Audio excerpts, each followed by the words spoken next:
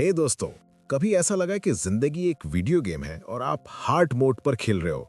Job ढूंढनी है, startup खड़ा करना है, सोशल लाइफ मैनेज करनी है और ऊपर से शर्मा जी के बेटे से भी आगे निकलना है। It's tough. पर क्या हो अगर मैं कहूं कि इस गेम के कुछ चीट कोड्स हैं, कुछ ऐसे रूल्स जो सदियों से दुनिया के सबसे पावरफुल लोग यूज करते आ रहे हैं। Welcome to the real world. दोस्तों, आज हम बात करने वाले हैं 3 ऐसे नियमों की जो शायद आपको थोड़े रूथलेस लगे, थोड़े डार्क लगे, लेकिन ऑनेस्टली ये वही नियम है जो आज भी हर पॉलिटिकल लीडर, हर कॉर्पोरेट बॉस और हाँ, शायद आपके कॉलेज का वो सीनियर भी फॉलो कर रहा है। तो अगर आप सोच रहे हो कि ये तो पुराने जमाने की बातें हैं, तो रुको। 48 लॉज ऑफ पावर, ये किताब कंट्रोवर्शियल है, कुछ लोग इसे मैनिपुलेटिव कहते हैं, पर बॉस ये ह्यूमन साइकोलॉजी का एक्सरे है।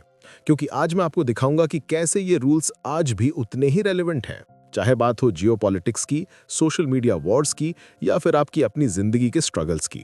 इस पर 4 वीडियो पहले आ चुका है। अगर आपने वो नहीं देखा तो इस वीडियो के बाद देख लेना। वीडियो का इंपॉर्टेंस तो आपको उसे देखने के बाद पता चली जाएगा। सो बकल अप, बिकॉज आज का एपिसोड थोड़ा स्पाइसी होने वाला है। चलिए शुरू करते हैं लॉ 13 से। जब मदद मांगो तो लोगों के सेल्फ इंटरेस्ट को टारगेट करो, उनकी दया या एहसान को नहीं। कहानी है 14th सेंचुरी इटली की। एक आदमी है कैस्ट्रुचियो कैस्ट्रकानी, बेसिकली एक रूथलेस प्रिंस जो पावर में आया खून खराबे से। अब पोजियो फैमिली, जिन्होंने उसे पावर में लाने में हेल्प की थी, वो सोच रहे हैं कि अरे भाई, हमने तुम्हारी इतनी मदद की, अब तुम भी हमारा ख्याल रखो। पर कैस्ट्रुचियो, उसे कोई फर्क नहीं पड़ा।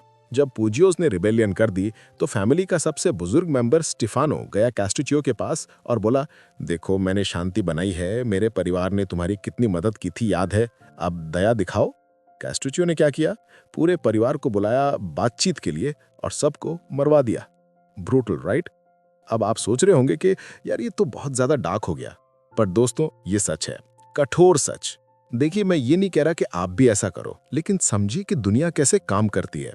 जब आप किसी से हेल्प मांगते हो और कहते हो मैंने तुम्हारे लिए इतना किया था याद है, तो एक्चुअली आप उन्हें गिल्टी फील करवा रहे हो और लोग गिल्ट से नफरत करते हैं।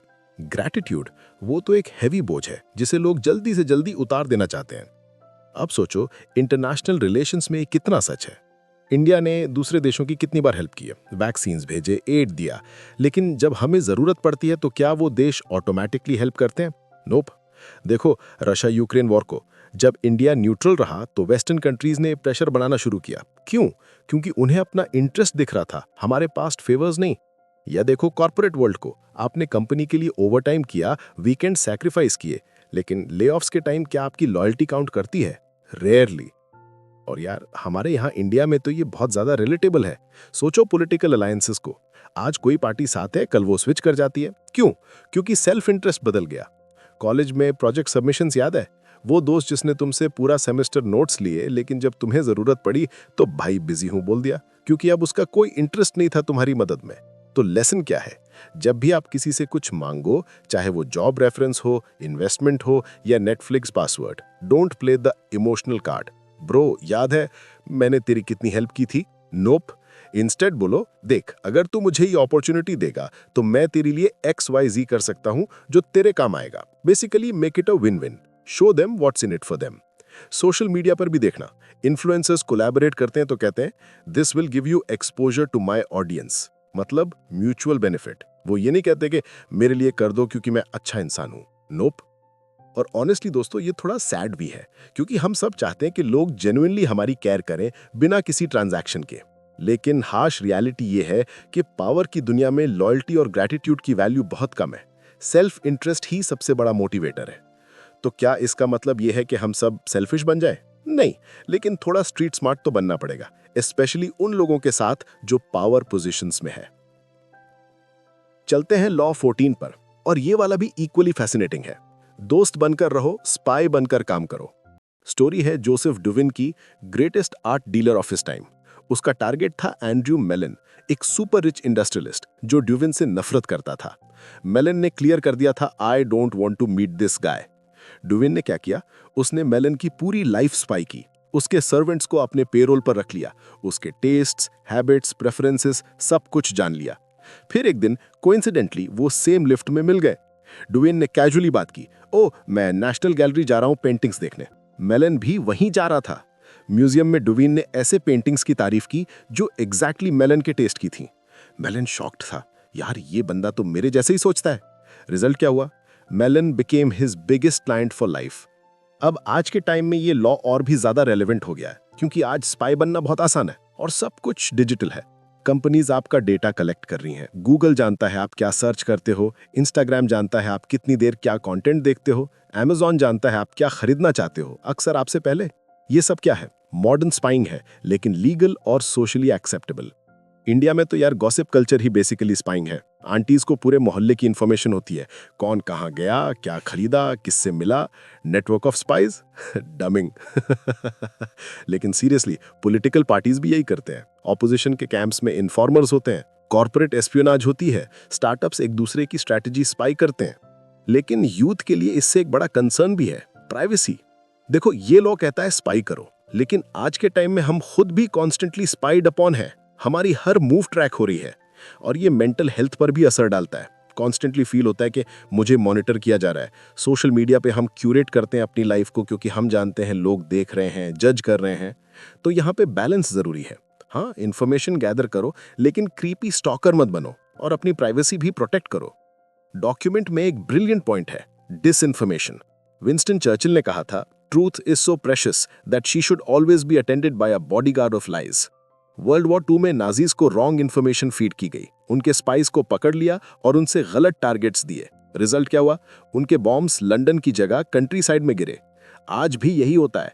Fake news, propaganda, miss information, ये सब मॉडर्न वॉरफेयर के वेपन्स हैं।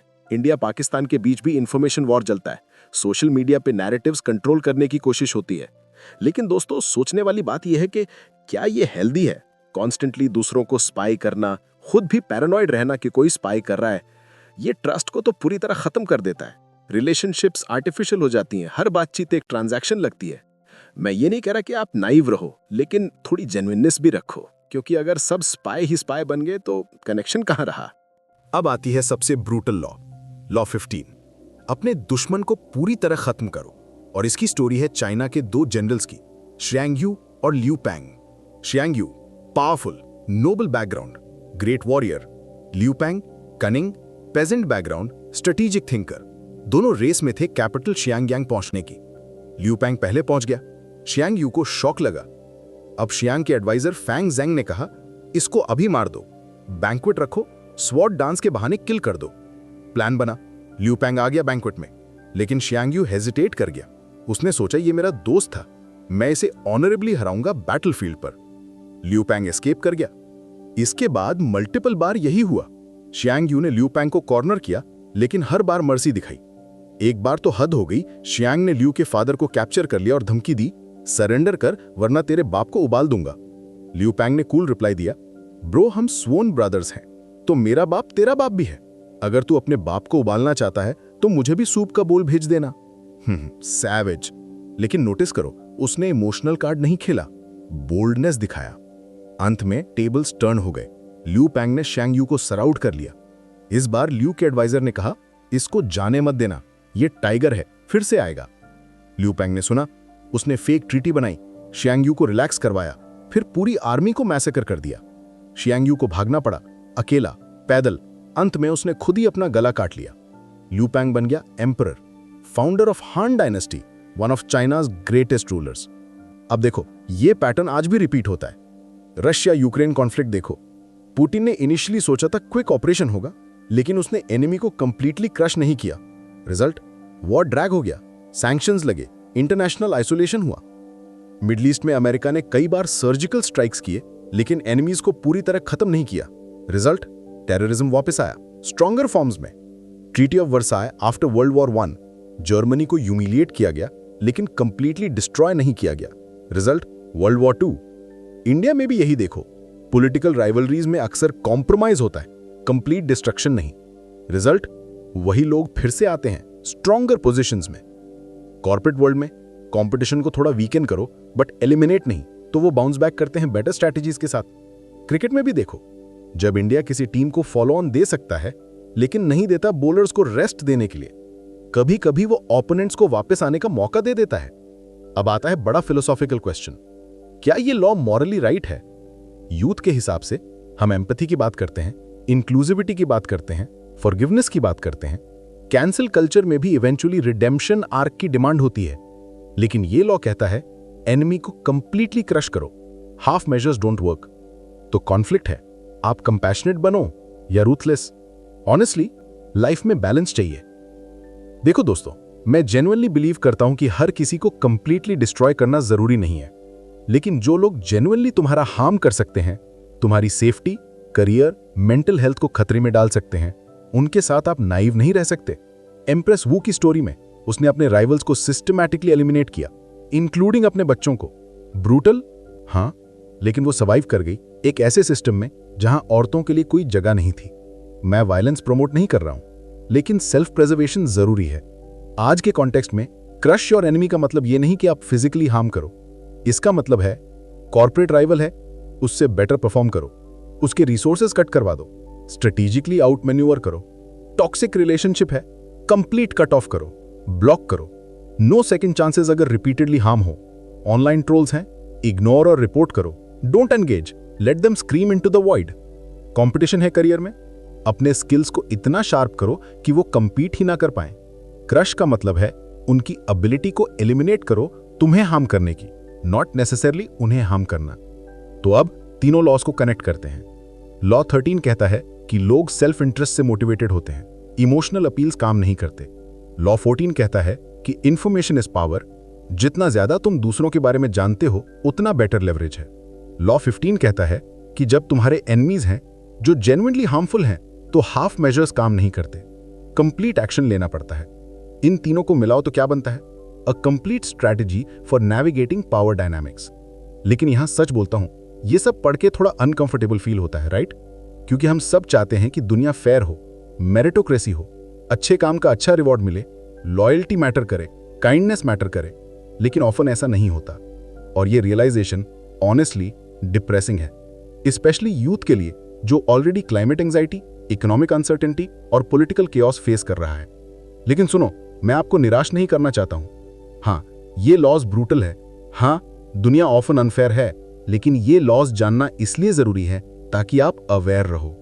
अवेयर रहना मतलब वल्नरेबल नहीं होना, मतलब आप अपनी सेफ्टी इंश्योर कर सकते हो। मैं नहीं कह रहा हूं कि हर छोटी छोटी चीज में ये अप्लाई करो, हर दोस्ती में स्पाई बनो, हर डिसएग्रीमेंट में एनिमी बना लो, लेकिन जहां एक्चुअल पावर प्ले हो, करियर, पॉलिटिक्स, बिग डिसीजंस, वहां थोड़ा स्ट्रेटेजिक थिंकिंग जरूरी है। और ऑनेस्टली यूथ के पास एक एडवांटेज है, हम इंफॉर्मेशन एज में हैं, हमारे पास इंटरनेट है, सोशल मीडिया है, कनेक्टिविटी है, हम पहले से ज्यादा इन्फॉर्म्ड हैं, हम पैटर्न्स देख सकते हैं, हम ऑर्गेनाइज कर सकते हैं। तो यूज करो इस नॉलेज को, लेकिन वाइजली। अपने वैल्यूज मत कॉम्प्रोमाइज करो, लेकिन नाइव भी मत बनो। तो दोस्तों, ये लॉस स्कैरी लग सकते हैं, डार्क लग सकते हैं, लेकिन अगर आप इन्हें समझते हो तो आप बेटर इक्विप्ड हो नेविगेट करने के लिए इस कॉम्प्लेक्स दुनिया को।